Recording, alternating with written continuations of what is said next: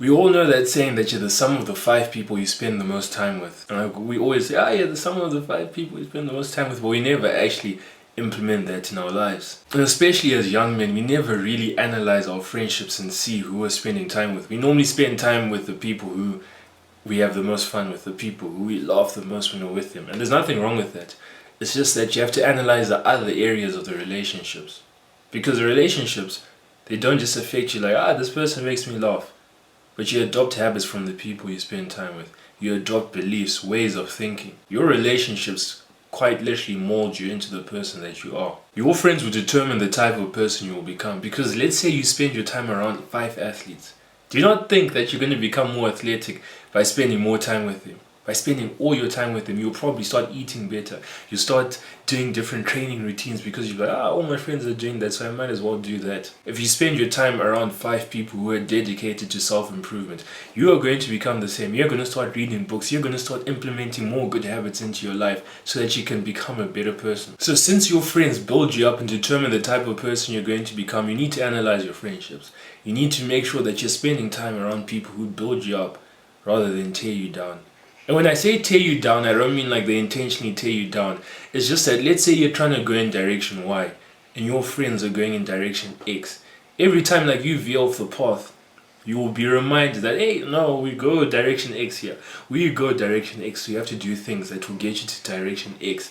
And people don't do this intentionally. I don't believe most people don't do it intentionally. They just do it because it's just how humans are. And it won't be a huge thing, it will just be subtle things. Let's say you're trying to do something that they don't particularly agree with.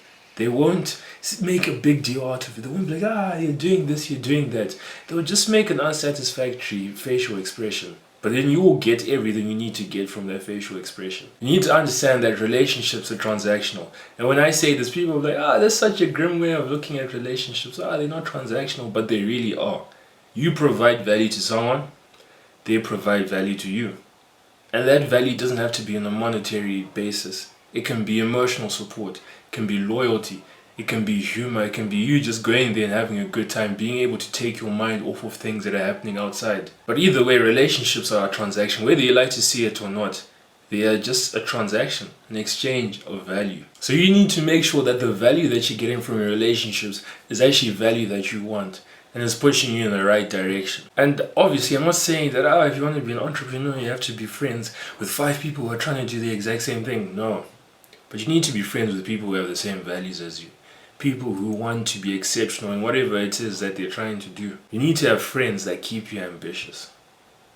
So analyze them, especially your closest friends, because normally people are good at analyzing friends who they're not really close with, like acquaintances and like just friends. But they choose not to analyze their closest friends. They choose not to really think whether they're gaining anything from that friendship.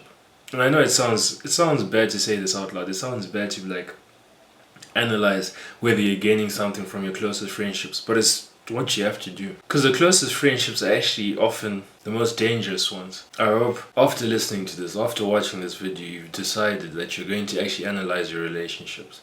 Analyze who you spend the most time with. I'm not saying stop being friends with people, I'm just saying be mindful. You have to see where you want to go and distinguish whether the people in your life will help you get to that place or whether they're just holding you back.